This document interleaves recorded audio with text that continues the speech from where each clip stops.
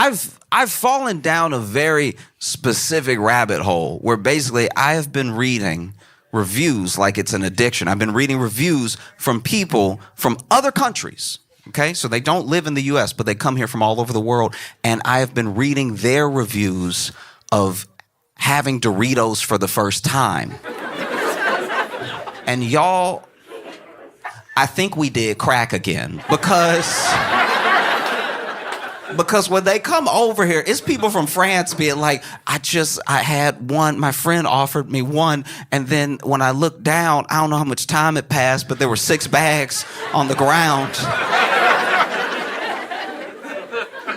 And this is my thing, like, maybe what we are doing with Doritos is bad, you know what I mean? Because when you read the back of a bag of Doritos and you look at the ingredients, they all are words longer than what should be in food.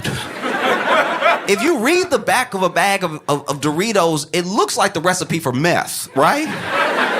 It's just a lot of propylene glycol sounding stuff and everything. So no wonder they come from around the world. They come from Europe, Asia. They get addicted and everything.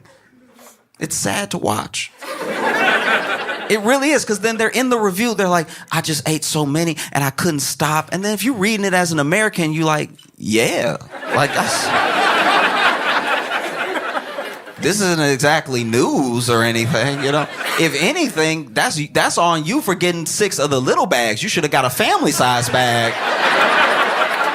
You know what I mean? If it's just you eating by yourself, you get the family-size bag. It is fiscally irresponsible what you're doing right now. Just getting 6 bags of the little ones like you gonna stop or something. You can't control yourself. You're in it now. You know? And sometimes I see him. Sometimes I see him over. I'm like, you know him. You know him when you see him because you can check the fingers, right? You know? Let me see your hands. And you see the hands like addicted. What a shame. Because no other country lets their companies do to the people what we let the companies do to us as far as ingredients. Like, we're like, man, it's very good. It's so good. It is good. It's not good for you, and it does have a taste that should not be in a human mouth. And I can tell that because people who have been alive for a long time are like, I've been eating forever, and I've never eaten anything like this before. It's taken me to a place I don't know if I want to go to. And you're reading them and you're like, how is it this serious? But then you actually travel, because like I've traveled around the world and stuff, and I've been to some of these countries that talk about the Doritos, and I can tell they're going to get addicted, because when I go there and I eat their food, I'm like, yeah, y'all missing quite a few flavors. Your palate isn't ready. And you can tell that because you'll go to like the Netherlands or something like that, and they'll be like, oh no, don't eat what we make. Go to like a Turkish restaurant or something. If you eat what we make, you'll die. Like, don't do it. We make cardboard over here. Your stomach not ready for what we do over here. We just boil the water and eat it. Like, you know, but I was reading, there was one dude from Poland who was like, I don't know what to do with myself. He said, I'm reading it, I don't know what to do with myself. I've had every flavor multiple times. A friend gave me some at a party. They always started like that too. Like a friend gave me some while I was at a party. They started with that peer pressure type stuff. And that's how you can tell it's drugs for them. They're like, my friend introduced me to Doritos. I was young and innocent. Now I've been running up and down town trying different flavors and stuff. And this dude from Poland was basically, this is like on a Reddit post, and this dude was pretty much admitting that he was extending his stay in the States to spend more time with Doritos. He's like admitting to the open internet that he is overstaying his visa to eat as many Doritos as possible. He is risking ever being able to return to the country. I live in New York, and sometimes I'm walking down the street. Sometimes I walk from show to show instead of taking the train and stuff. And I was walking from one show to the other, and I was passing this bodega. And outside the bodega was a dude that was over here like, you know, just standing there, doing one of these and everything. And I don't know, I've lived in some bad neighborhoods, all right? And when you see this, you know their day isn't going well, right? This right here, if you walk up on somebody and they're doing this, you about to be asked for a favor, right? Like, these are not the movements of someone that's just gonna wish you a good day, right? You're about to hear a story when you see this. And so I'm walking by, and as I walk by, he's like, excuse me, sir. And I was like, oh, that's different. What's up? How you doing? He's like, I was just wondering if you could spare $1 or $2 so I could get something to eat in there. And then I had a $5 bill in my pocket, so I handed it to him. He's like, oh, thank you so much. And to get some Doritos. It's like,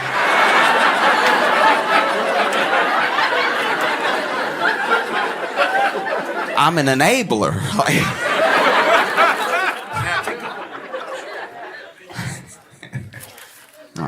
I've been very excited to come to Dallas and spend time with you, make you laugh and everything. I love coming here because I grew up in Louisiana, and so we would come to Dallas a lot. Yeah, didn't tell you which part. And I would visit, Dallas sometimes growing up and stuff, and the thing that we're known for in Louisiana and in Texas is just amazing food. Right? Things that will change your life, things that you won't forget, amazing meals of every type, Like, we're known in Louisiana for a lot of the Creole stuff, jambalaya and gumbo, everything like that. And then in Texas, it's a lot of the barbecue, a lot of good meats and everything. And then you see people in other parts of the country that will start a whole restaurant pretending to do what y'all do here, right? Like pretending to be the same. And then you'll go there. You might even walk into a, real Texas barbecue restaurant in Pennsylvania.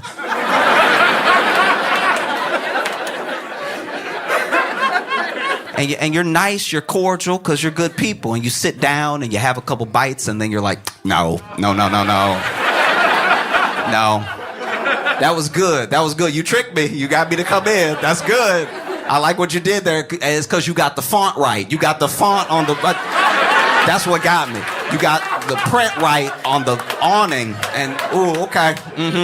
Because this isn't Texas toast. This is fat bread. You did fat bread. You didn't do any... Oh, you won't get me again, but that's nice. That's nice. Got to give it to you. Wow. And that's the thing. Is that sometimes, you have food that people really believe in, but it is bad. It's just not good. Belief doesn't make a meal, right? And especially when I look online, it feels sometimes like we're lost, And I can tell that we're lost just because of what I see happening nonstop. Also online, because you have a forum, because people can comment, I see people say some of the most beautiful things and some of the most hateful things to each other that we know people wouldn't have the courage to say in person, right? Sometimes you're in person and maybe you want to tell someone how great you think they are, but you're worried about being embarrassed, so you keep it in or you just give them a thumbs up, whatever the thing is, right? But online, if you're never going to meet this person, you can really let them have it, one way or the other, good or bad, right? And so I've seen some really hateful comments that I know people wouldn't say if they were in person with the person, right? And when it comes to cooking TikToks, I think some of this hate doesn't go far enough. I think that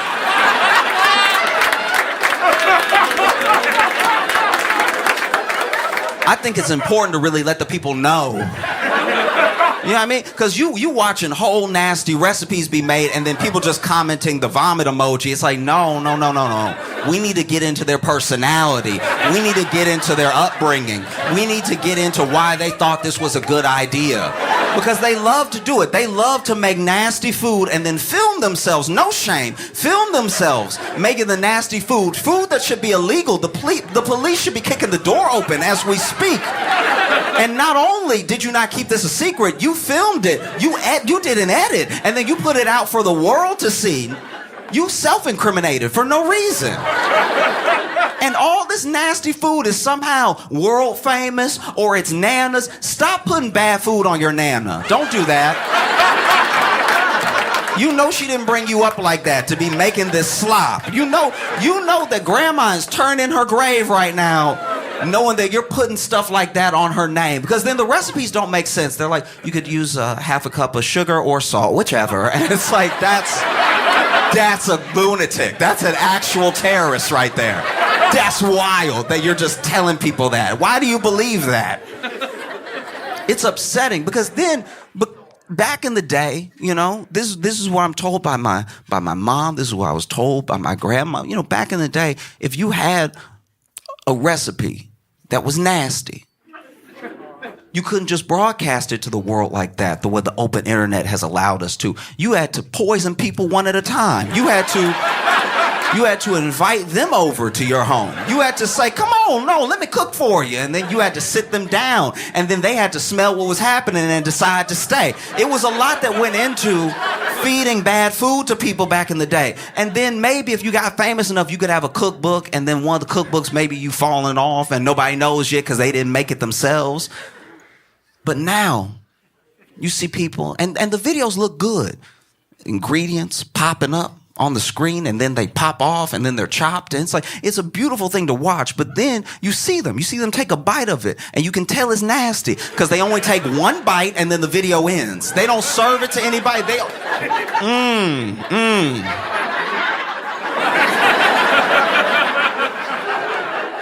Because you know you've been invited to someone's house that thought they could cook but couldn't. And then you took a bite. You're a good person. So you go ahead and you take a bite, and you know when you take that first bite, okay, I'm gonna have to get rid of this. I'm gonna have to figure out a way. If there's a dog nearby, but I'm not gonna swallow. No, you're not gonna get me. You take that first bite, and they're like, how you like it?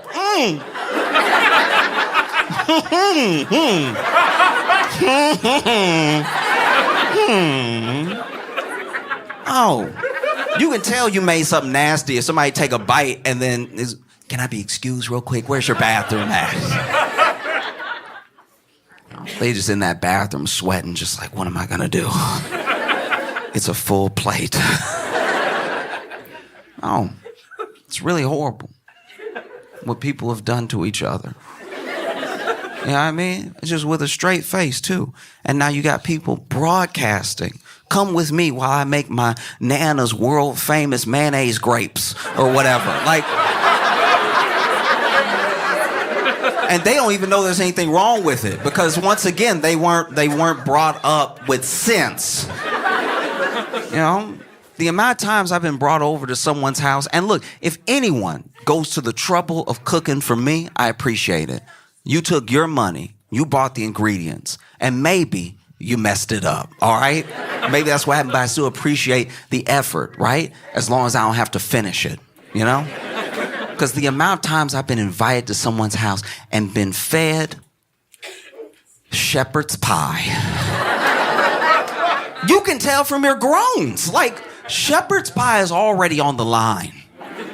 Shepherd's pie is crip walking a tightrope of nasty, right? One false step and shepherd's pie has fallen into slop, all right? You can't just do whatever you want with shepherd's pie and make it delicious. That's not how the world works. And I have been fed shepherd's pies that make you go, maybe I don't know how to eat. Maybe I'm the one. You know what I mean? Because I'll bite into a shepherd's pie and they'll be like, what just cut my mouth? Because that's what I hate. If you invite me over, at least know you cook what you cooked. Know you can do the thing that you said you... Don't invite me over and then be like, you know, I just went ahead and threw out the cookbook on this one and just went with the flow. Not with my mouth. The amount of shepherd's pies I've had where I've been like, all right, how good of a friend are they? One time I got invited to a friend's house and he made shepherd's pie and he put he plated us, right? Gave us the bowls of shepherd's pie or whatever and then fed the dog at the same time. And the bowls looked the same, right? And so I was like, what did you do for this to look like this? There's shepherd's pie and then look, I'm gonna lose some of you, but we have to talk about it, all right? I've been invited to friends' houses before where they have served. I won't even say served. They subjected me to their version of pot pie. Pot pie is unacceptable. All right? Pot pie is absolutely insane. First of all, I knew I didn't have money growing up when my mom would take us to Walmart and we would go to the frozen section and she would grab that banquet pot pie, right? That red box of pot pie. In the only condition where a pot pie looks good is that picture. When they pull it out the oven and they do the slit and the steam coming up. And you don't even see. You see the steam and you see the crust of the pie. You don't see the slop that's happening below. You don't see the insanity that's having that hot sludge with peas and carrots and supposedly chicken. You're not seeing any of that. That's not chicken. I know chicken. Me and chickens are tight, right? I know chickens back and forth, left and right, and that is not chicken, okay? That's not chicken at all. I don't know what it is exactly, but it doesn't have the consistency. That's not chicken at all. Sitting there with a pot pie is disgusting, okay? I remember the first time my mama fed me a pot pie.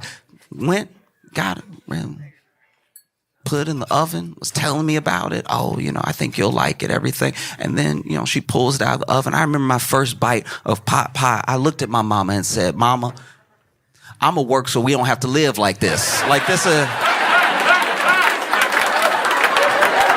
Mama, I'm gonna change our lives, okay? It won't be like this forever, all right? Because I know you doing your best. Pot pie, the hot sludge that is under the crust of pot pie. And then I had a friend try to argue with me about pot pie. He was like, no, the crust is the best part. Ooh, okay. Wait, if you think crust is the best part of the pot pie, I got good news for you. If you love the crust of a pot pie, I got a good word for you today. There's something called bread, all right? Oh, if you love the crust of a pot pie, wait until you meet bread. Bread, when bread comes into your life, it's gonna change. If you love the crust of a pot pie so much you're willing to endure a pot pie, then get ready to meet toast. You can have dry, crusty, delicious bread that has nothing to do with purple Greek sludge, whatever. Because that's the other thing. It's people's version of pot pie. So I've had pot pies that were just like the standard peas and carrots and chicken or a little bit of beef or whatever. But I've also had ones where they were like, I threw a little goat's cheese in there. I did. This is not up to interpretation. This thing is nasty through and through. Pot pie.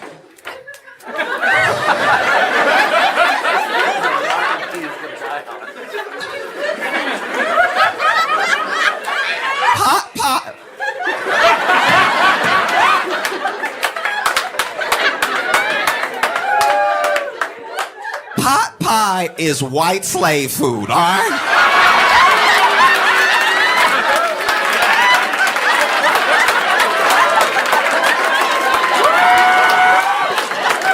This is the food of subjugation.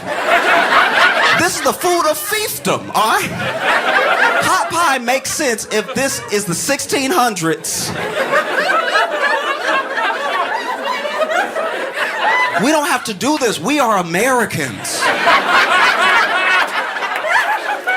People fly from around the world and overstay their visas to eat our crack Doritos.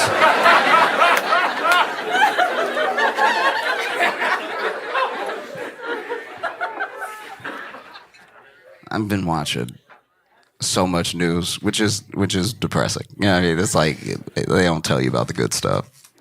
You gotta go find the good stuff on your own. It does feel like, I'm not gonna speak for anybody here, but it feels like, for the most part, I think I feel the way a lot of people feel, which is a sort of disillusion with some of even the process of politics, because we've become accustomed, because we have more access to information than we've ever had, and because we at least see ourselves as more discerning than we've ever been. We feel like we can tell when someone is lying, right? And we've all known and accept that politicians lie. It's to the point now where we don't even really judge who we vote for off of who lied the most. We judge it off of like how many people accidentally told the truth. You know what I mean? Like you look down the ticket and you're like, he got caught in that hot mic. I like that. That was a good one. You know? And I get it. It sucks not just to be lied to, but to when you're lied to, you know, and when you figure it out, you see the manipulation that was at play. And if someone's trying to manipulate you, they don't respect you. They don't care about you. You know what I mean? Even when they say they're doing it for your own good, it's like some of the things, let me decide, right? So we don't like when our politicians lie to us, but I don't know if we really want them to tell the truth either. Imagine a local politician, or maybe your country's representative coming to you and just being like, no, it's bad. I don't think we can recover. This is beyond repair. Doesn't feel great because that sounds very true. I hope you're lying. Some people, offer up the truth even when they don't need to. You know what I mean? And sometimes that's a noble thing, and sometimes it's a very dumb thing. Sometimes it's just an odd thing.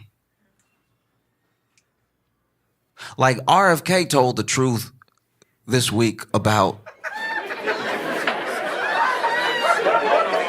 I'll back up. In New York City, in Central Park, in 2014, there was a bear that was found in Central Park. They're not native.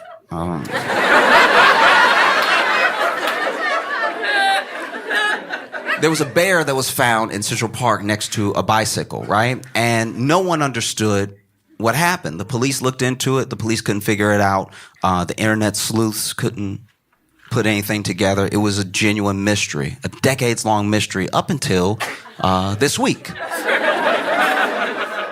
when RFK Jr., for no reason, told the world, y'all, that was me. That was, I did do that one. So, RFK, as he tells the story, apparently him and his friends were going falconing. I don't know what falconing is. All I know is you took the word falcon and you made it a verb, right? I don't know if falconing means you hunt falcons or that you use falcons to hunt or you just talk to falcons. I don't know what y'all doing out there, but you put ing behind it, so I know it involves the falcons, right? And RFK Jr. was on his way to go falconing, and he's on his way, and then he stops in the road because the person in front of him stopped because the woman in the car in front of him had hit a bear and killed it, right? And so RFK gets out and sees that she's killed this bear, and he's like, I'll take it. Which is interesting, right? That's probably one of the last things I would have guessed you'd say when you see a dead bear. And so he takes it, he puts it in his car, and then he goes falconing with his friends, and they're having a good time. I know we're talking about RFK, but for a split second, I want to focus on the woman that was driving, right? Because there are a few shocks that she had to get over within her day. One, you're driving. You're just a woman in the world living your life, and you're driving, and then something runs out on the road in front of you, and you hit it, right? And that is a car accident. Like, we can't forget, this person was in a car accident. Like, I hope she didn't have any injuries or anything. And just a near miss alone can be shocking. It can rattle you for like days or a long time. Depends on what happened. And so she hits this thing and has to get over the initial shock of almost being in what could have been a very bad car accident. And then she gets out and she's like, what did I hit? Was it a deer or something? It wasn't a deer. It was a bear, which is specific. I don't know anyone else it's happened to. And so you get out of the car and you're standing over this bear that you've just hit. And you're also, wow, I was almost in an accident, so I'm shocked. My heart is racing. It's sad. I've just killed this animal. And then RFK Jr.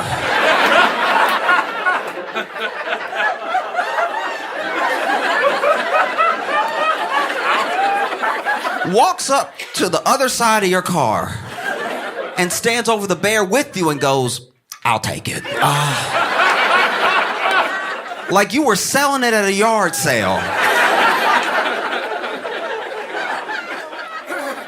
And so RFK Jr. went falconing with his friends, and they were falconing for a while, apparently. According to him, they were having a great time. So I don't know if the birds were extra talkative that day, or I don't know what was happening. But they were like, you a falcon, you a falcon, you a falcon.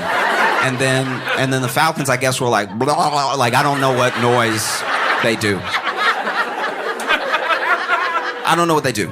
But, you know, he's over here falconing. And then they go to dinner, right? Where I'm sure they ate a different type of meat. And he's talking to his friends because the reason he took the bear was to skin it and eat the meat, which I didn't know was an option. I didn't know that bears were running around just big-ass chickens. I had no idea.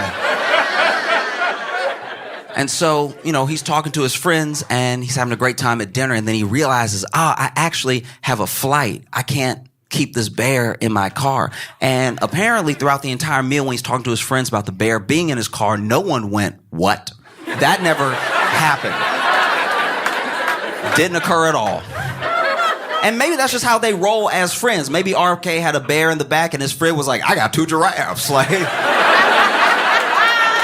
and you know what it's like when you get 2 giraffes in the back of your car and they get all knotted up and everything. You gotta take them home and then unwrap them like some headphone cords, you know?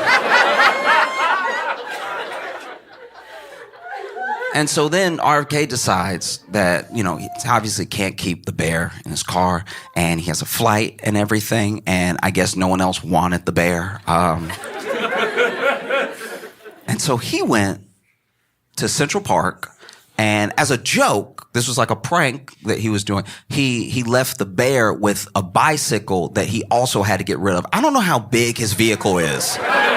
How big is your vehicle that you got a bear in there and you have a bicycle at the same time? So then he leaves the bear and the bicycle in Central Park and then goes and has his flight and goes wherever.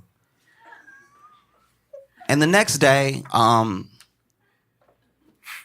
one really got the joke. Like, no one really... The next day, everyone was mostly confused. They were like, so... did someone hit the bear with a bike?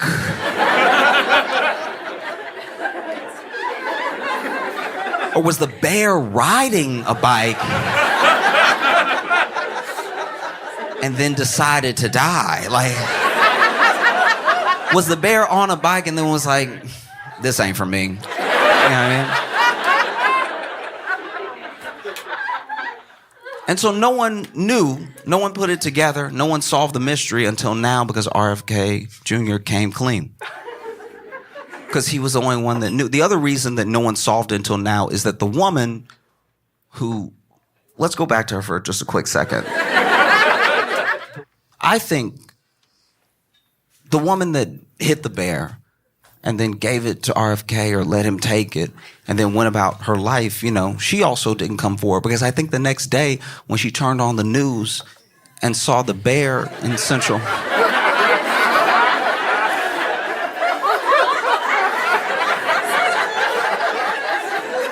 she had to have been like, nah.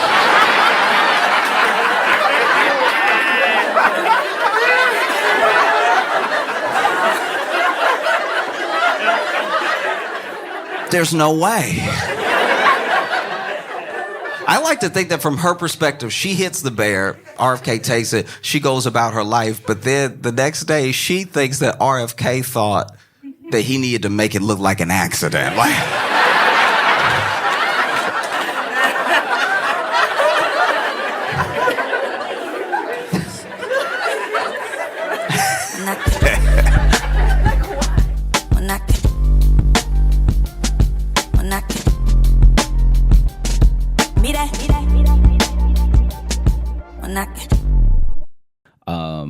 I have loved the security at almost every job that I've had, because, especially in New York, security, like you said, they're just trying to get through their day. So they really don't even step in unless you are actively being stabbed. God, no. Right? And even then, they're trying to sneak up on the person because they don't get adequately equipped to handle what's happening. No. Right? Not at all. They want to get through their day, have to write a few things down that they're supposed to write down, and then leave. And so they don't have these Paul Blart dreams. Yeah, like this is my thing. Okay. One of my favorites was when I was in Chicago, and remember I worked at the other grocery store, right? When I worked there was this one time. This shouldn't be as funny to me as it is. So, that could be the name of this fucking show. Yeah, listeners, forgive me now. But there was a guy that was in the store wilding, right? Like truly wilding out. And as this dude was freaking out, somebody started screaming, like one of the customers started screaming, "Hey, go do something," because this dude is like, I don't even know how to describe it. He was truly just like freaking out. He wasn't even stealing because he was still in the store. Right. It's not stealing till you leave. And basically he starts like popping off, screaming at people, running around, everything, right? And the security, that the company that we worked with was a company that clearly must have just had some overall contract, because at every store it was the same uniform, right? And well, they were a costume shop that had to pivot. Yeah, there we go. Because no one's renting our uniforms anymore. Everybody that they sent except for everybody that they sent except for one guy couldn't fight and looked like they couldn't fight, right? And so there was this woman who was clearly like in her 60s, and she was a little frail as well. And she was working security for the grocery store, right? And so, I'm not saying that 6-year-old women aren't strong, but they shouldn't have to do that. They shouldn't have to be strong. They shouldn't have to be strong for security. For security, come on. Yeah. So then, basically, this dude's wilding out, and then and then it got to a point where customers were yelling at us and the security, like, "Hey, do something!" Like. Because it's like this person is clearly they're not even like having necessarily a violent outburst, but they are running around and screaming and like swinging. So they're not trying to hit anyone, but they're just like, they're not with us right now, right? Yeah, is the best way to put elsewhere. They're fighting a war in Narnia. Yeah, and so they're not here. And so then everyone was screaming for this person to do something, right? And so she like that's the moment. And it's funny because every single one of these guards that I worked with had a moment where I made eye contact with them and could tell they didn't want to be security anymore. Like, dude, straight up, like everyone I'm about to describe to you, even the dude that could fight, I'm telling you right now, I've looked in their eyes while the thing was happening. And then when we made eye contact, they were like, I could have been doing anything else right now. And so then I should have stuck to painting. So then she gets off of, I think she might have been sitting on the counter or something, and then she's like goes to run to, I guess, do something about this, right? And I don't even know, like, I don't even know if they gave them anything. I don't think they had anything. I don't think they had pepper spray. They may have had a flashlight. Like, I really don't think they had anything on them to like. I think they usually just give them a walkie-talkie, I think is usually what. And so she goes to run, and as she goes to run, she steps on her own shoelaces, right? And so she stepped on her own shoelace. She fell, and she fell sideways. And so I know she hurt her hip, right? Of course. And so now we're at a stalemate because it's like you as an employee aren't supposed to do anything. That's why they hired the security, you know? And in certain situations, especially if it calls for violence, you could get fired even if you were in the right. Yeah. Yeah. And so now I'm really between a rock and a hard place because any minute, this dude's gonna be over here. And in my head, I'm like, I know he's gonna come to my register, right? I had already played out the scenario in my head. This dude was gonna come to my register and he was gonna slap me in my face, right? You're the magnet for this stuff, of course. And so I'm like, it's gonna happen. And so I'm like, oh no, I'm really gonna get hurt. Like.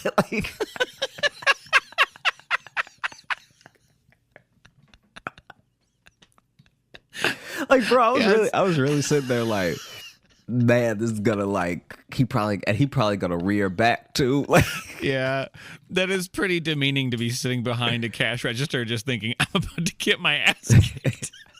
And the worst part is I knew this dude was he was too out of it to actually rob me. You know what I mean? Like, right, yeah. Like I'm rigging people up as well because people are running to the register clearly just trying to get out as fast as they can. So I'm rigging people up fast. Like I was already a fast cashier. Yeah. But I'm going extra fast. Like I'm not even sure if everything's scanned. I'm just sliding stuff over. And so, because also in my head, I was like, if we can get everybody out of the store, this problem might like solve itself. I don't know why I thought that, but I just thought like, okay, this person is clearly lashing out around a bunch of people, but if there's not a bunch of people, maybe he'll calm down or something, right? Yeah. So I'm bringing people up as fast as I can, and then there's even. Once again, like I said, shouldn't be as funny to me as it is. But she's still on the ground. So no one's actually like helped her up yet. And then there's a guy who walks in, just a regular customer, walks in, sees her on the ground, sees us like ringing people up as fast as we can. And then I like look over my shoulder at him and he just turned around and walked out. Oh, yeah, because that looks like a robbery. Yeah. It's 18 people that only want to rob for food. Yep. They knock down the security guard and they're paying with credit. Yeah, a weirdly violent but also cordial mob. Yeah. Is coming through here. And so I'm scanning as fast as I can, and then and this dude, I can hear him getting closer, and I don't know what aisle he's on, right? Like I don't know if he's 2 aisles down and he's really loud, or if he's 1 aisle down and less loud. But like I can't see him, but I can hear him. And so did I already tell you about this, by the way? I don't think so. Oh, I don't okay. remember this one. And so then I'm like, I look over. That's how I know she's still on the ground. Because at first I thought I heard her fall, but I was too scared to like look behind me. I just started ringing people up fast, like. And then I turn my head and I see that she's falling, and she's like, she says, "Help me," and I'm like, oh no. We're doomed. Like we're actually doomed right now. That's your security. Your security fell down and she can't get up. And so then I'm ringing people up. I finish a transaction and I'm like looking at the customer, I'm looking at her, and then I jump up and I like help her up, and it's like definitely nothing heroic. I'm literally just helping her get back to her feet. I'm not like picking her up or anything. And you're helping her up to throw her to the lions too. Hey, you got to do what you do to live, you know? You got the badge, lady. That's on you. And so then I run back over to the register. There's only one more customer. I close my gate as if that's going to do anything. Like, you know, like he'll get there and be like, "Oh, okay." You know the little gate they give you at the register? Yeah. So I close my little gate and I put the closed divider on. And then if I stand real still, he won't see me. Yeah. If nothing beeps, he won't move, right? And now I can hear a couple things falling, so I know he's getting close, right? And then this dude finally gets to the registers in general. Luckily, doesn't come near mine at all. Runs like knocks a bunch of people out of the way to run past them as they're checking out. Runs past the security guard. Does a cartwheel and is out. Hold on. Okay, sorry. Did you say he did a cartwheel and then he left? Yeah, this dude did a cart. So he was already pushing people out of the way to run out of the store, and then he did a cartwheel and then he left. Like, my brain needed a second. Because honestly, once you said cartwheel, the whole sentence like fell apart in my brain. I'm like, there's no way he said he did a cartwheel and left. Dude, bro, when I tell you that this lady busted her hip for nothing. Well, sounds like she didn't stand a chance anyway. He was going to be flipping around her or something. Yeah. This man is trained. This dude did like a truly insane cartwheel. Yeah. And by the way, when he was like running past us screaming, he was not making sense. No. Like he was like hobble, whatever, right? But then cartwheel is a powerful exit. Yeah. Because it not only does it take some skill and athleticism, but it's so counter to what he was doing. I mean, is it though? He was running around apparently swinging his arms. But to see all that and then to see him do a cartwheel on the way out would just make me go like, huh. Like it goes from like, oh no, what's gonna happen, to be like, well, now that was interesting. It's a weird reset, kind of. Yeah. Yeah. It erases some of the crazy from before. Yeah. And that's the power of gymnastics, everybody. Hey, thanks so much for watching. Please like and subscribe. It really supports the channel. Hit the bell notification because apparently it's the only way YouTube will tell you that something happened. And just tell a friend. That's the biggest thing you could do. Just tell one person in your life that you like, maybe you don't like, that this video happened to you. We release the podcast every Thursday on all the podcast apps, so you should find us there and subscribe on those and comment and leave reviews and whatever on all of them. And also, if you want bonus stuff, you can join our Patreon, patreon.com/Josh Johnson Show. We have bonus podcasts and videos and stuff there, and we'd love to see you.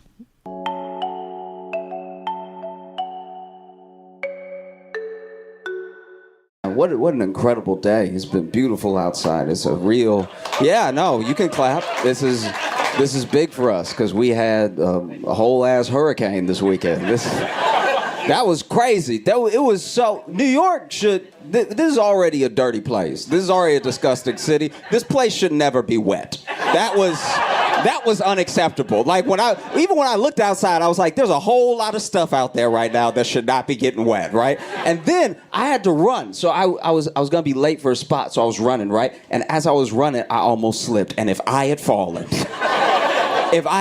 on the wet New York pavement, if I had fallen on the somehow warm water, I don't even think I would have not. I think I would have killed myself. I think that was on my last thread. I've been reading the news and I saw this story that's captivated me. It was a British Airways pilot that got fired because they caught him the night before. He had done a bunch of cocaine off of a stripper's titty. I know. Some of y'all are like, awesome. And I read the whole story, and when I got done reading the story, I had lots of questions. First question. Why is the titty part of the story? That feels, you know what I mean? That feels like the least consequential part. The titty did nothing wrong. Like, it was just being there for a good time and everything. And second, is that why they fired him? What did they go to him? They were like, you don't even do it all flat surfaces. You're not responsible with your cocaine. How can we put lives in your hands when you're this reckless with your cocaine? You know when you put it on the titty, you lose at least half.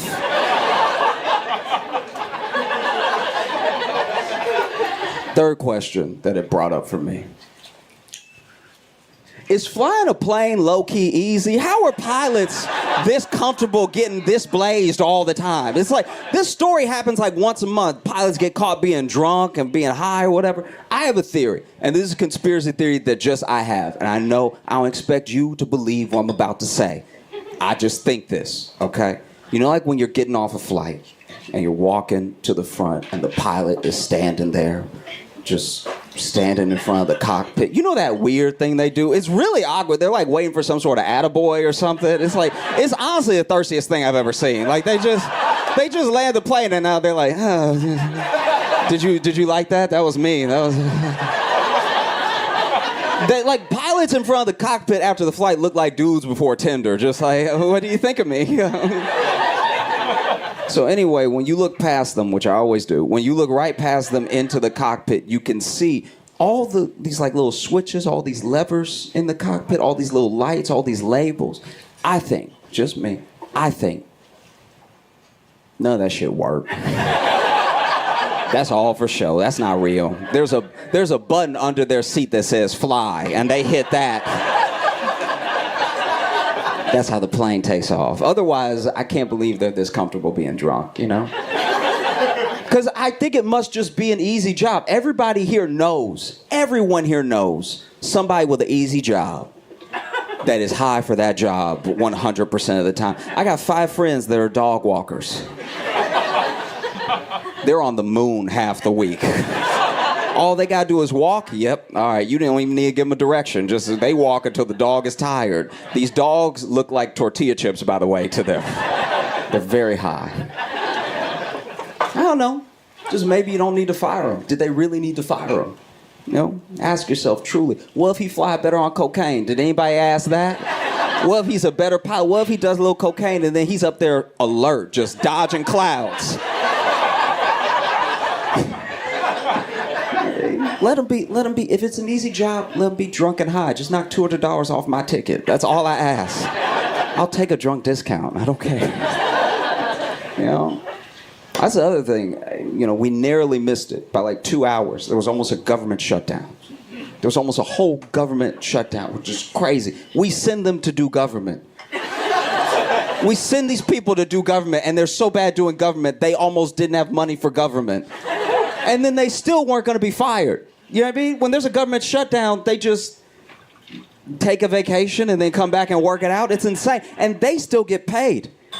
They mismanage this shit so badly that it has to shut down and they still get paid. It's the government workers that don't get paid, you know? Federal workers have to get furloughed. They don't get any pay. FAA up there doing their job, hoping they'll get paid later.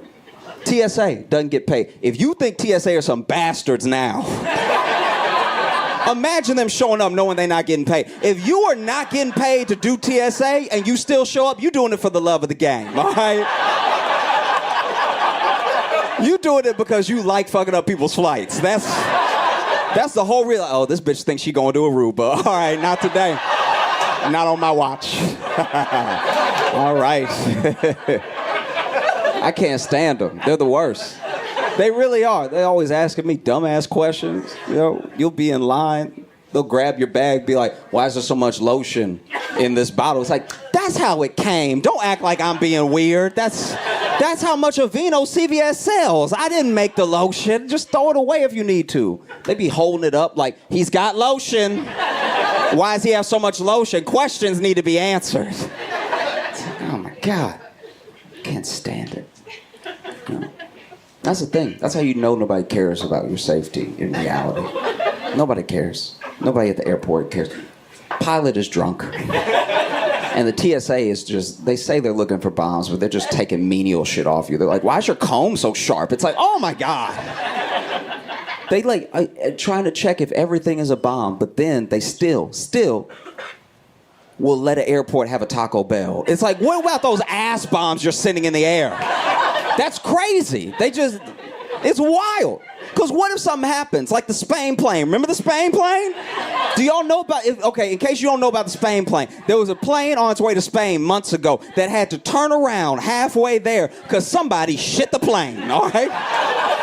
And no, the plane got bathrooms. They weren't like, hold it until you get to Spain. Someone shit the plane, all right? That's crazy. CNN reported it. That's how big of a story it was. They had to divert. People were like, is there a terrorist on? It's like, kinda. Like, it was absolutely crazy. Someone went to college, studied journalism, then got a job at CNN. And at 8 o'clock on my TV, they were like, somebody shit the plane. Somebody.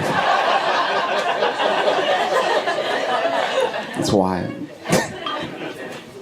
I feel like, just roll with me here for a second. Just stick with me.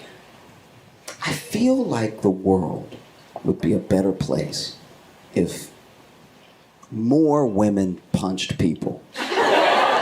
Because I feel like there's a show that I watch. I was raised by 3 women, so I watched a lot of Lifetime, all right? And there was a show on Lifetime called Snapped. If you haven't heard of it, it's a show about women killing their husbands, all right? And just so you know, there's 28 seasons, so women have been cooking, okay? Anyway, I bring all this up because I watch a lot of Snap because I was raised by these 3 women, always watching Lifetime. So then I'm watching and I'm just looking for all the men's mistakes. I'm just like, all right, good to know. But honestly, a lot of the episodes, if y'all have watched the show, the day they kill the husband, sometimes he didn't do anything that day. You know what I mean? He was just like, hey, babe, where's the... Just a couple punches and this whole shit could have been avoided. You know what I mean? Just letting it build up. It's not good. You know? I'm very worried too. I worry about the economy more and more every day. Not just because I'm getting older and I finally have started to understand it, like genuinely. Like a lot of this does not make sense. Like a lot of what we're doing. I know we all watch The Big Short and everything, but like this is actually bad what's happening. Like, I know the economy is getting worse and worse because more and more of my Uber drivers have been white. And this is terrifying, all right? Is the economy in shambles? What's happening? Do you know the terror that goes through my heart when I open up Uber and it says Spencer will be there in 3 minutes? I'm like, nuh-uh. Whatever happened to him is happening to me next week, all right? This is very bad. And the worst part about having a white Uber driver is their honesty. You know, because I'm a jovial guy. I get in the car and I'm like, hey, how's it going? You know, white Uber driver tell you the truth. They will. They'll let it all out. You know what I mean? Hey, how's it going? She took everything. Like, oh, yo.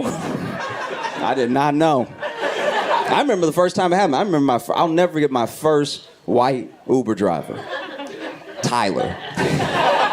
I got in the car, I was like, hey man, how's it going? He's like, obviously not fucking well. I'm like, okay, whoops, my bad. You all been great, thank you so much. I'm Josh Johnson. I've been watching the news and I saw that Kevin McCarthy lost his speakership. He's not House Speaker anymore. And I was watching, I'm not gonna lie, I didn't really care.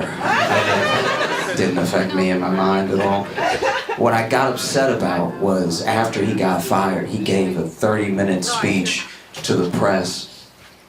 Why do we need that? We all just watched you get fired. Slowly, on national TV. We watched them vote to fire you. Fired.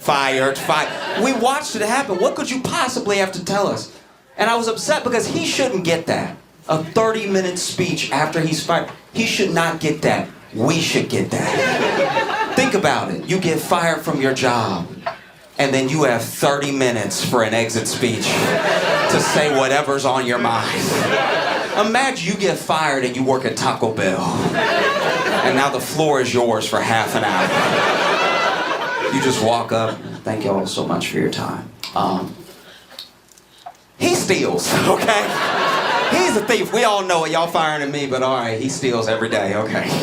Also, these two that you keep putting on shift together, they fuck in the fridge. All right. I've walked in several times. Everybody don't eat the chalupa or the crunch wrap. The tortillas are compromised. Every forgotten job should have that thing. You know what I mean? Let's say you're a mail worker, UPS, FedEx, post office, and they fire you. Then you get 30 minutes.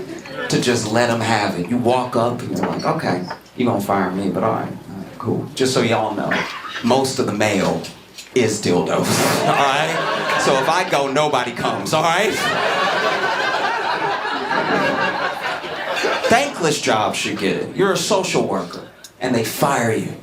You get 30 minutes to speak to the public. You just walk out and you're like, all right, you want me to go? I'm gonna go. There's only 3 of us. So good luck. Also, that kid over there, serial killer, all right? Just watch him. Because it's not like he even gave a good speech. McCarthy's speech was horrible. He started his speech, you can look it up, by being like, I didn't get good grades in school. Why would you open with that? That's basically that dude walking up being like, I'm dumb as hell, y'all right. I should have never had this shit. I saw another story that, there was a rich guy that died. And they were reporting it on the news because he died when his little plane went down. That's what the news was calling it, his little plane crashed, and he passed away when his little plane hit the ground and everything. They just kept saying little plane over and over again. And I was like, just say jet. Like, it was a jet. Like, you know what I mean? Like, little plane? That's crazy. Like, I understand why they say little plane. They said little plane so we'd feel bad for him. Because if they say a guy died when his little plane went down, you're like, oh, what a tragedy. If they say a rich guy died on his jet, you're like, good. I'm just saying it, you know? But they just kept saying little plane, and the tone they had was weird. They were just like, died on his little plane with his little dick. Like, it just felt weird. It felt like he was the anchor's ex or something. Like, it just had that ex energy. Like, he died on his little ass plane. Little broke ass. It was rented, by the way. He didn't own a plane. It's odd. Just say jet. It's more respectful to just say jet. We don't know this man's story. I look at myself. I come from Louisiana, and I don't come from money. If I ever raise my net worth to the point of being able to afford a jet, and I buy a jet, and then I crash land in my jet and I die, and then they're reporting it on the news, and they say Josh died on his little plane, I will come back to life just to whoop ass. That is crazy. Call it a jet. That's what it is. You know? I don't know why I'm so passionate about this. I even had a friend be like, no, just because it's a little plane doesn't mean it's a jet. I'm like, it was his plane. Anyone who owns a plane is doing pretty well.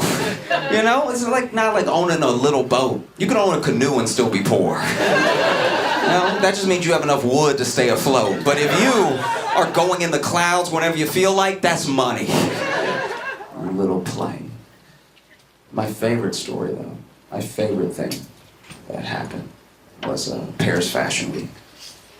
If y'all aren't familiar, Paris has Fashion Week, and all these people high up in the fashion world, rich people, celebrities, they all descended on Paris for a week to see and be seen and stuff. And while they were there was an outbreak of bed bugs, which is hilarious. It couldn't be. You gathered all the richest people in the world together in one place and gave them bed bugs? Are we sure this wasn't an activist? You sure this wasn't Greta Thunberg trying new things? You know what I mean? Just her sitting there like, you take a jet, you pays the price. You know? Could have been. We don't know.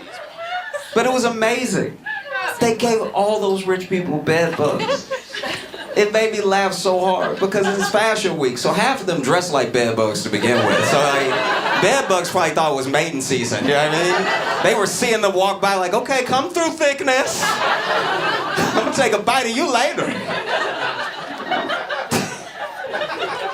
But no, people from Fashion Week spoke to the press and the public. People from the local government spoke to the press and the public and everything. And mostly everyone was trying to maintain a sense of calm the entire time, right? We're very sorry that this is happening. This is not a reflection on our beautiful city. We're doing our best to move people. Just please stick with us, right? But there was one person that was my favorite. The deputy mayor also spoke to the public and the press. But when the deputy mayor came out, he was like, it's an outbreak. No one is safe. What kind of leader says no one is safe? We just came out of a global pandemic where no country's leader said no one is safe, even when no one was safe. That's crazy. crazy. Then the mayor, because the mayor came out, she was ready. She was like prim, proper. She made me feel reassured I wasn't even in Paris, right? And then she got this assistant-ass mayor behind her. No one is safe. She's probably like, get him out of here. It's crazy. No one is safe. Every leader I've ever had has tried to maintain a sense of calm in a crisis. I remember when I was in middle school, in English class. And English class was after lunch. And I had seen this kid at lunch, and he had a nasty-ass lunch. I don't know what it was, but as soon as I saw it, I was like, he gonna be sick. That is disgusting. And so then I sat as far away from him as I could, corner of the classroom. And then middle of class, sure enough, his stomach started bubbling. And we all hear it. He just over here taking notes like... looking at us like, y'all don't hear me, right? It's like, of course we hear you. His stomach is loud as hell. And then in the middle class, he jumps up and runs out. And on the way to running out, because he was very sick, he threw up on the back of like 7 kids' heads. And our teacher said, calm down. I know y'all just got thrown up on. Let me get some towels. It's gonna be fine. She didn't say, no one is safe. You see what I mean? I worked at an Italian restaurant that burned down, right? It burned down, and even as the head chef was trying to put the flames out on his back, no one yelled, no one is safe. We just tried to put this man out. Actually, one of my favorite things about when that happened was, okay, so the chef is on fire, right? Like, and then the line cook ran out to the dining hall where everybody else was, and then just yelled to the whole dining hall, we on fire, motherfuckers! Which is like as informative as it is unhelpful. Like, he's telling them the details, but not enough to get them moving. Also, we are not on fire, just he is on fire. Some of the building is on fire, but mostly as we, it's just him. He on fire by himself, right? And so no one knows what to do, because even if someone ran in now and was like, we on fire, motherfuckers, you wouldn't immediately jump up and run. They looked at him and they were like, so is he on drugs or what? And it wasn't until the chef ran out behind him out the door with a couple flames still on his back that everybody cleared out. He yelled, we on fire, motherfuckers. He didn't yell, no one is safe. What would even possess you to put the words to get to the public, no one is safe?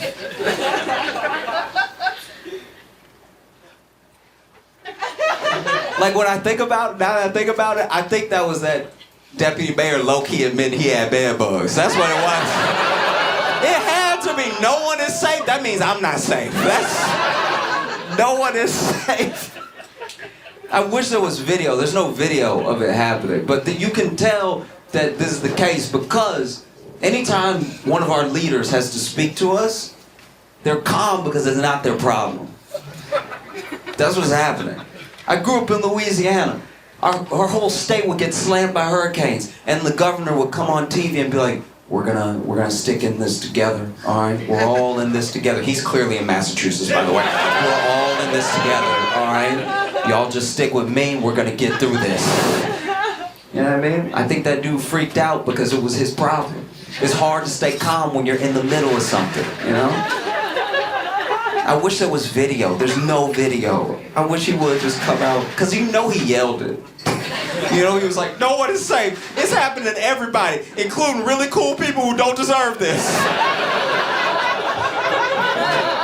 God damn, I wish there was a video just to see him be like, it's an outbreak, y'all. We doing our best, but this is bullshit.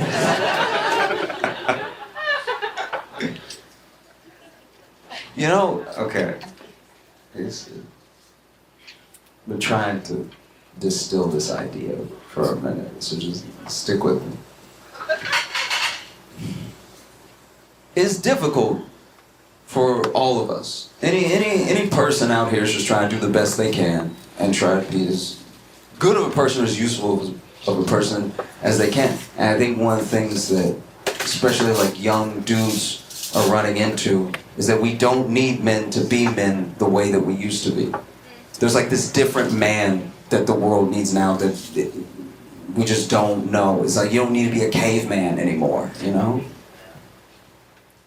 And it's difficult because no one has shown exactly what that is, and it has been co-signed on. So everybody's going their separate ways with everything. You know? Best example I can give is I knew a dude who, he's black, but he's like third generation suburbs. So he not from the hood at all. Not at all, right? But his girlfriend is, and she grew up in the hood, she still lives there. He was over at her place, right? And while they were there that night together, somebody broke in, which is terrifying. It's terrifying to be home for a burglary. That's something you want to come back home and just be like, they got us. You never want to be at home during the burglary. Yeah, I mean, so then he doesn't even get a chance. He's like trying to process all of the stuff that's happening. They hear a window break. They hear somebody with like loud steps coming in through the window and everything. And before he can do anything, his girl just turns around and is like, these trifling motherfuckers. Opens her nightstand, pulls out a gun, cocks it, and leaves the room. He didn't even get the chance to be like, baby, it's okay, I'll go check it out. She's gone. She's gone, and he can hear her from the room. He can hear her kind of roasting them. Like, just kind of, where your broke ass at? I got a gun too, ain't nobody scared. Which is wild, because as a man, if you're in bed and then your girl leaves the room to go get the burglar with the gun, you do kind of just pull the sheets up. Because all you can do now is cheer. Just be like, get him, baby. Y'all have been great. Thank you so much. I'm Josh Lawson.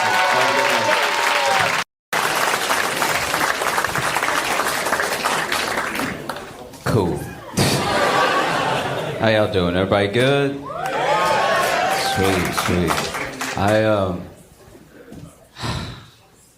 was reading this news story from Australia where this woman has finally been charged in connection with the death of 3 people. She's been charged for murder of 3 people who died after they ate lunch at a lunch party she threw.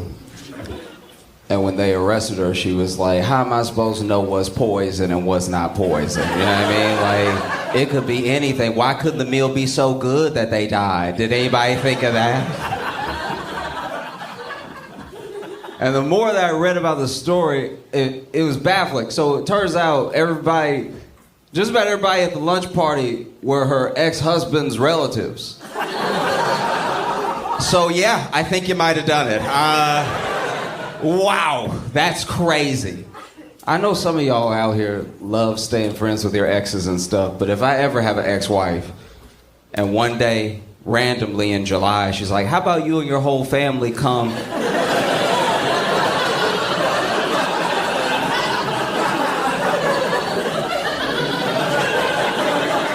and eat a meal I cook while I watch.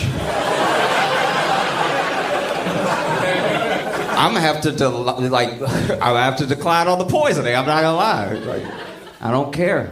I don't care what type of apple flavors you make it. You're not killing me, okay? You know. And the only reason the husband's still alive is at the last minute he couldn't make it. So he was also gonna be there, and then he was like, sorry, got held up at work. Then he lived. That feels crazy, you know. They say revenge is a dish best served beef Wellington. And I loved it though, because it was such a weird story. And then imagine your alibi being like, y'all know I can't cook. Like, what is your plan here, man? You all ever have that person in your life that's like the dumbest person you know? Like, just top to bottom, you're like, how are you still alive? You know what I mean? You just won't even understand how they function. You know, it's like, you made it this far, and yesterday couldn't have been easier than today. How do you keep racking up days consecutively? I know a dude that, I won't even call him a friend. I know a dude that is the most unsuccessful drug dealer I've ever met in my life. This is absolutely astounding. How do you fail at selling drugs to people who very much want drugs? Like, they would like drugs very much until they meet you. That is crazy. What kind of bad vibes are you putting out that someone on crack is like, you know what? I'll wait. That's insanity. How'd you take the urgency out of drugs? It's truly wild. I've never seen anything like it. He honestly cleaning up the streets. Everybody he tries to sell to don't want it. I'm like, you making the neighborhood safer by the day. You really need to work for the DARE program or the police, somebody where you can make money by being bad at what you do. It's astounding. I told him, I was like, you need to do something else with your life. This is clearly not your calling, all right? You know, because when you're good at selling drugs, if you're good enough, they'll make movies about you, they'll make TV shows about you. His movie would be 8 minutes. It would be him haggling for the price of meth with somebody and then them being like, you know what, keep it, and then just walking away. I told him, I was like, you need to do something else, and he got all defensive. You know, he was like, you putting it all on me. It's not all me, you know? This dude actually said to me, he's like, can I borrow a couple dollars till I get paid? I'm like, there's no payroll. Like, you sell drugs and you'll be paid. There's no, I'm not giving you money, because then you'll literally have to pay me back with drug money. That's insane. Now I'm part of the operation. I don't want to have anything to do with this. He's always so defensive, like, you putting it all on me. It's not all me, okay? It's this economy. I'm like, no, you don't get to say that. No one smoking crack is saving up for a house. It's devastating. I also had, okay. Y'all know what the ick is, right? Okay, in case you don't know what the ick is, in case you don't have TikTok, the ick is when you are infatuated with someone, you really like them, and then they do something. It's usually something innocuous, something that's very particular, and then it just turns you off. You lose that infatuation, and hence the ick. You don't want to be with them anymore. Like if you went on a date with someone, and then on the date, they were eating, and they were like slurping their soup extra hard, and now you don't want to be with a whole person because they use their mouth. You know what I mean? Like, everyone always talks about what their ick is, you know? Or what they don't like, what gave them the ick. But nobody ever talks about being the ick. Have you noticed that? It's like, it's always about what bothers me. It's never people just admitting that they did something. Like, I'll be vulnerable for a second. I've been the ick before. And there's nothing like watching yourself be the ick in the woman's face. It's the saddest, it's genuinely horrible, because it's like, once again, I'm not a bad person. I'm not doing anything crazy or gross. I'm just, I did whatever I did, and now we both like, oh, yeah.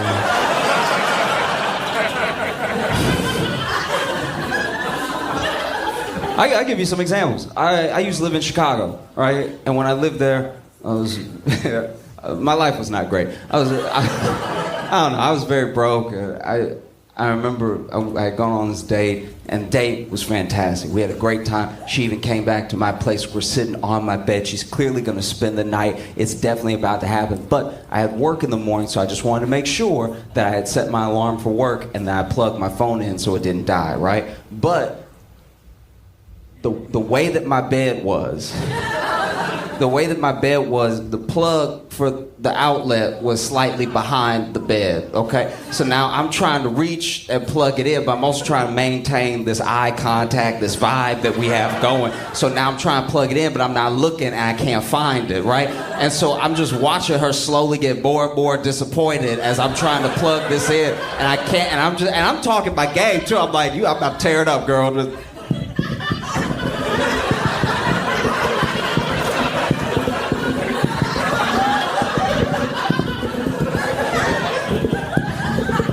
One second, you about to get it.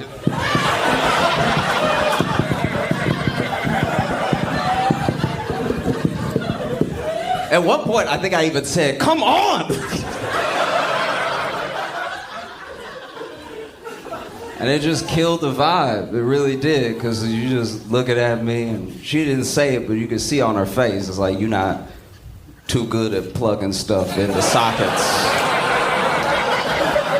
That's not good foreshadowing, you know what I mean? I think let's just watch a movie or something. And I'm not gonna lie, it took me a while to get my confidence back up, you know? It took me a while to get my life together. And once I did, once I was more put together and I moved my bed, I put myself back out there.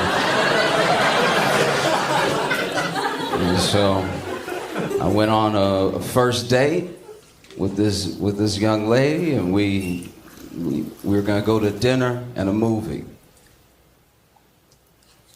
And then on the way to dinner, I pushed a pull door, all right? And like,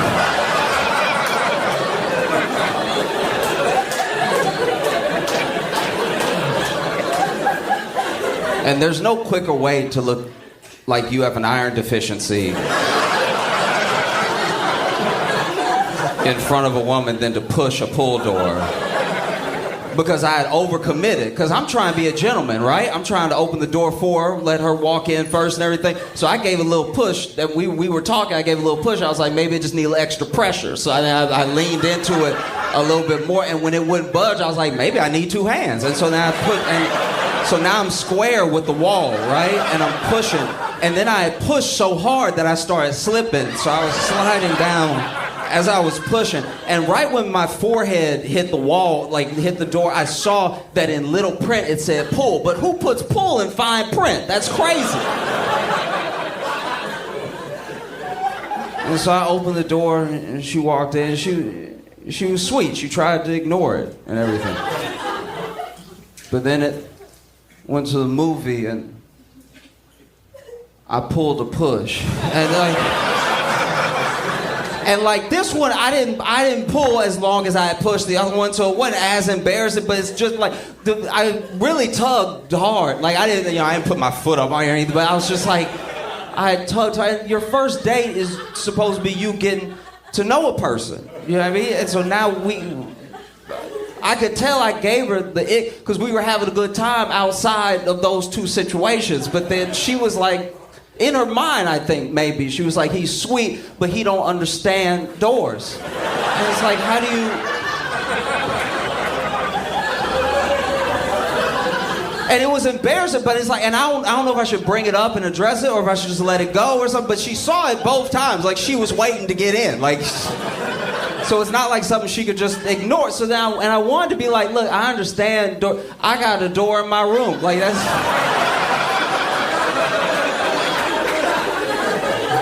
But then she was looking at me after like when we went in the movie, like the rest of the day, she was looking at me like I was slow. And then I was like, I got a door in my room, which does make me sound slow. Like just, I got a door in my room. Like that sounds crazy because it's like, am I talking about a closet or am I talking about the door to my room? And it was devastating. And I get it. Like, I understand from her perspective, because she doesn't want to be out here dating somebody that she got to look out for. Like, I get close to a door and she got to be like, it's an innie. Like,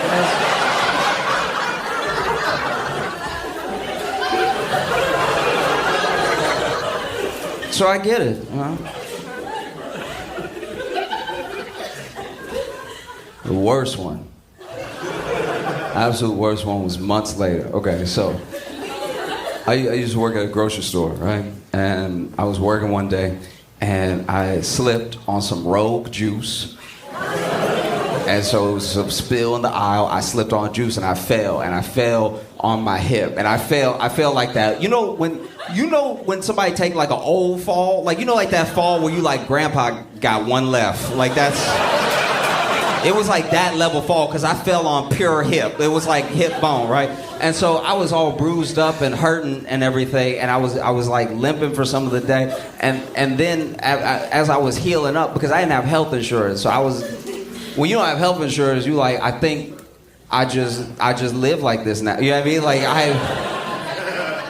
because by the next day I was healing up, but my hip was clicking, right? And so it would click whenever I would walk, and when I would sit down, that was 3 clicks right there. And so it was clicking non-stop. And I didn't have health insurance, so I was like, I think I'll just click now. I think that's just a part of who I am as a person. And so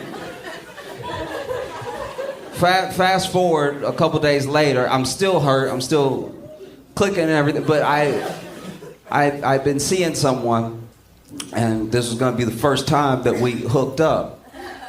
And so we're about to have sex, and we start having sex, and I'd gotten so used to the clicks that I wasn't really thinking about them anymore, right? And I had been healing up, so I was like, maybe I don't even click like that. But then we started, and I didn't realize I click on the in and the out. Like I'm clicking nonstop, and it's loud too. It's so loud because I didn't put on any music, so there's no Miguel, there's no R&B to hide behind. It's just the clicks is all you can hear in the room. And I left my bathroom door open, so now I'm getting click echo from because it'll click in the room and click in the bathroom, and there's a click back, right? And I'm trying to put in work, so I'm sounding like a horse on cobble. Like I'm like truly nonstop because I'm really trying. I'm trying to make a good impression. This is our first time hooking up, so I'm like nonstop. And so then she trying to act like she don't hear it. She trying to be polite and everything. She's like, ooh, okay. But she can clearly hear it, you know? And then I'm getting self-conscious. So now I start clicking off rhythm, you know what I mean? It's like, which is just making it worse because it's like, it's already bad that you clicking, but if you clicking on the 1 and the 3, everybody knows that this is bad. Now, you know what I mean? And so then I was like, she was like, are you okay? And I was like, yeah, I'm good. How you doing? How's it for you? And she was like, we should talk. And I was like, all right, that's never good. And then we sat down. She's like, are you like okay? I'm like, yeah, no, I'm fine. I just fell. It was some rogue juice in the aisle, and I fell. And then she was like, well, how about we try me on top? And so we did. And then that did not help at all because now it was just, it was louder clicks because there was more pressure, right? So now it was like, it felt like it was her clicks, you know what I mean? Like now she sounded like a full Paul Revere, right? Like, because she was riding me, but she's also like nonstop. And it was devastating. It was so bad. And that's the only person that's ever ghosted me where I was like, I understand. I get it. I think I even texted her afterwards, like, hey, I understand. Like a month after she stopped hearing my text message, I just texted her one last time, like, I understand. Like, it's horrible. I don't know if y'all saw the news, but the orcas are at it again. Orcas, if you haven't seen it, the orcas, killer whales, are out here sinking yachts.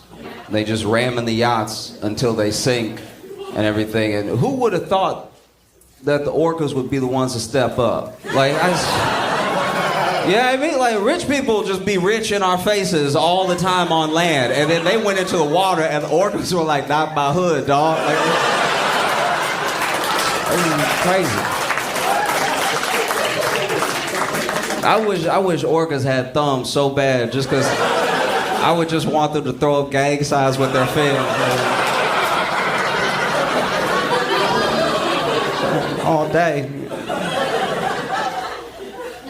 The most recent one was this yacht that was going through the Strait of Gibraltar, and these orcas attacked it for 45 minutes, which must be terrifying because, like, I would hate to get killed by an orca because it's like their echolocation, the noises that they make are so close to dolphins. Like, just imagine you being murdered in the water and all you hear is like,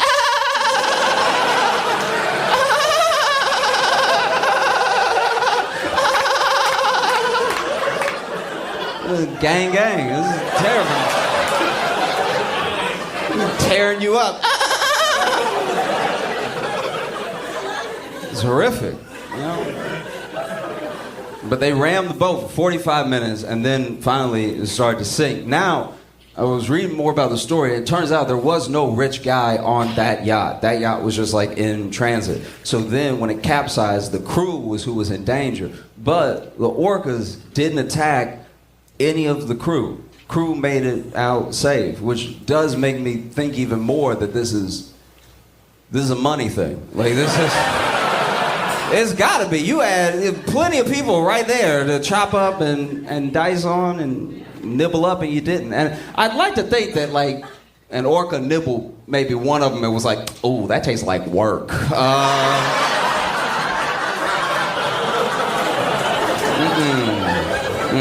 I need supple. That workman meat too tough. You know what I mean? But y'all been amazing. Thank you so much. Production.